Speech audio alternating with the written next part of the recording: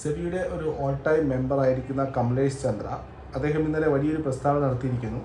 കഴിഞ്ഞ 3 മാസത്തിനുള്ളിൽ സെബി ഇടപെട്ടുകൊണ്ട് 15,000-ഓളം യൂട്യൂബ് ചാനലുകളാണ് ബാൻ ചെയ്യപ്പെട്ടിരിക്കുന്നത്. കാരണം ഈ ചാനലുകളിലൂടെ ഇൻഫ്ലുവൻസേഴ്സ്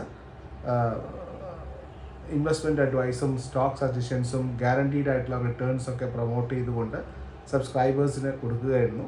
അത് ശ്രദ്ധയിൽപ്പെട്ടതിന് ശേഷമാണ് ഈ ഒരു യൂട്യൂബ് ചാനലുകൾ ബന്ദ് ചെയ്യുന്നതിന് വേണ്ടിയിട്ട് അല്ലെങ്കിൽ ബാൻ ചെയ്യുന്നതിന് വേണ്ടിയിട്ടുള്ള റിക്വസ്റ്റ് കൊടുത്തിരിക്കുന്നത്. അത് ചെയ്തു എന്നാണ് അവർ പറയുന്നത്.